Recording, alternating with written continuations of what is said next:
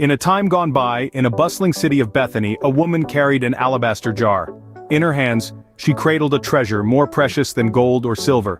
It was a jar of exquisite perfume, the kind that could command a year's salary in the marketplaces of Jerusalem.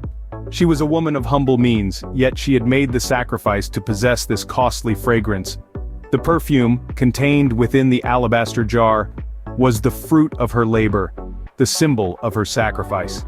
It was a treasure that she held dear, yet it was a treasure that she was willing to part with, for the right cause. Her heart pounded in her chest, as she walked through the narrow streets of Bethany, the jar clutched tightly in her hands. She was filled with both eagerness and anxiety, her mind filled with thoughts of what she was about to do, but she pressed on, driven by a purpose that was greater than her fear. The woman's destination was a house where a man named Jesus was reclining at the table. She had heard of his teachings, of his miracles, and she believed that he was the Messiah. The woman felt a deep calling to serve Jesus, to honor him in the best way she knew how. And so, she had made the choice to offer him the most valuable thing she had, her alabaster jar of perfume. Her entrance into the house was met with curious glances, but she paid them no mind. Her focus was solely on Jesus. In a moment that seemed to stretch into eternity, she broke the jar, releasing the rich fragrance of the perfume. The scent filled the room, a sweet aroma that lingered in the air. The woman then anointed Jesus with the perfume, pouring it on his head. The act was met with shock and criticism from onlookers, but the woman remained steadfast. She had made her sacrifice out of love and reverence for Jesus. The woman, with determination in her eyes, broke the jar and anointed Jesus, filling the room with the sweet perfume.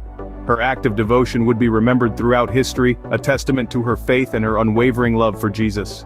The room fell silent, only to be broken by murmurs of disapproval and criticism. The gathering was taken aback by what they had just witnessed, their faces etched with surprise and disapproval. Accusations of wastefulness filled the air, as they beheld the woman who had just broken an alabaster jar of perfume. A perfume so expensive it could have been traded for a year's salary. "Why this waste?" they asked. "She could have sold it and given the money to the poor." The criticism was harsh and unforgiving, their words like stones thrown at the woman. Yet, in the midst of this whirlwind of disapproval, a voice rose above the rest. It was the voice of Jesus, calm and steady, cutting through the clamor. "Leave her alone!" he commanded, his words like a protective shield around the woman. He looked at the critics, his gaze soft yet firm. "She has done a beautiful thing," he continued. "She has done what she could." In the face of criticism, Jesus stood in defense of the woman. He recognized the beauty of her act, the depth of her sacrifice, and the love that prompted it. He understood the value of her offering, not in monetary terms, but in the currency of faith and love. He saw the beauty in her actions, the beauty that others failed to see. In the midst of disapproval, Jesus stood as her defender, recognizing the beauty of her sacrifice. This ancient tale echoes in our lives today, carrying with it profound implications.